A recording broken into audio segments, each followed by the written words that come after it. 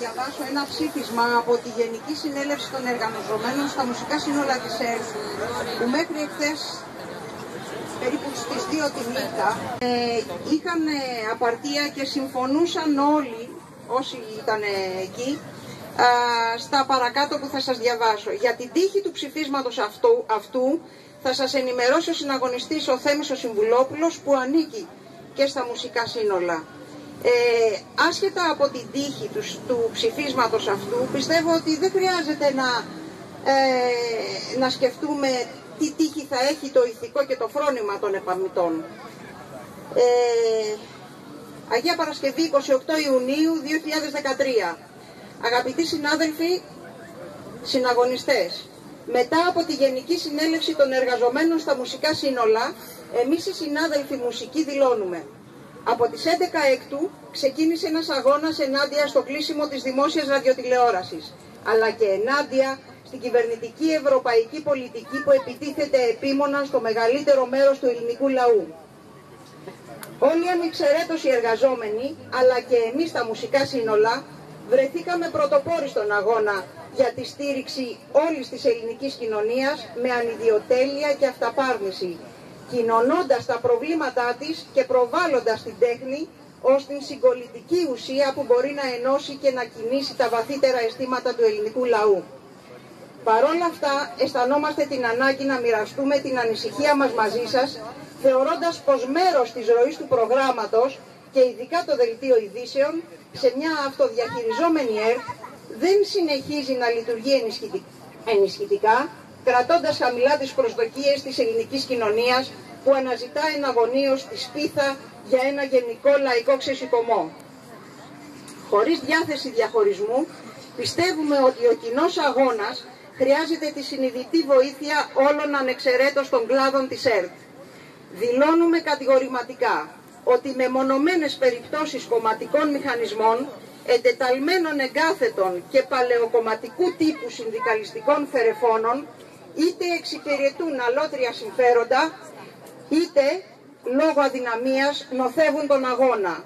Θα μας βρουν λοιπόν αυτοί αντιμέτωπους και δεν πρόκειται να σταθούν εμπόδιο στο δύσκολο έργο των εργαζομένων μέσα και έξω από την ΕΡΤ έως την τελική νίκη. Έχουμε απόλυτα συνειδητοποιήσει ότι τούτος ο αγώνας έχει ξεπεράσει κάθε στενό εργασιακό δικαίωμα που μόνο και μόνο θα εξασφαλίσει μια κατάπτυστη δουλοπρεπή εργασία σε όσους άτυχους βρεθούν να διεκδικούν την εξαθλίωση και την κατάθλιψή τους, σε όποιο μεταβατικό σχήμα ή νέο κυβερνητικό απόλυτα ελεγχόμενο φορέα προκύψει.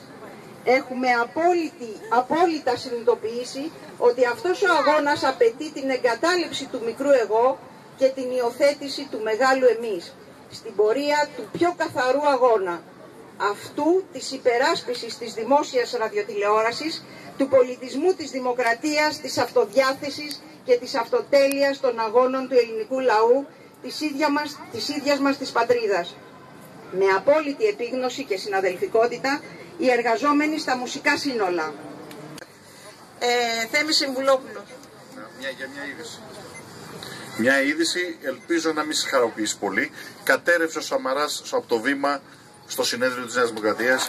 Το πήραν με νοσοκομείο. Επειδή αποφάσισαν μέσα να μην τον δείξουν, ίσως να λιποθύμησε από αυτό, λέω εγώ τώρα. Ήταν συνέδριο ενότητα. Λοιπόν, καλησπέρα και από μένα.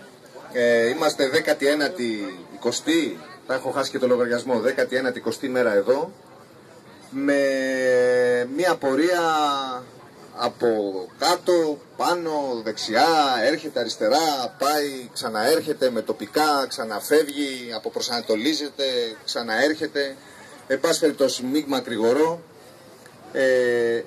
Είμαστε σε μια κατάσταση στο όριο ουσιαστικά για πολλούς εργαζόμενους εδώ.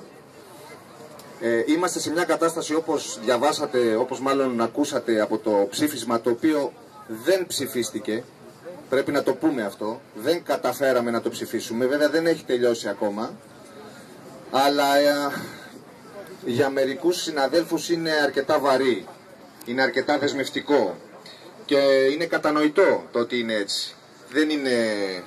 Δεν λέει κανείς το αντίθετο. Ποια μπορεί να είναι η συνέχεια? Δεν θα σταματήσουμε, παιδιά. Όσοι εργαζόμενοι εδώ μέσα έχουν συνειδητοποιήσει αυτό που γράφει το ψήφισμα και που κατά τη γνώμη μου θα έπρεπε να είναι και πολύ πιο σκληρό ακόμα.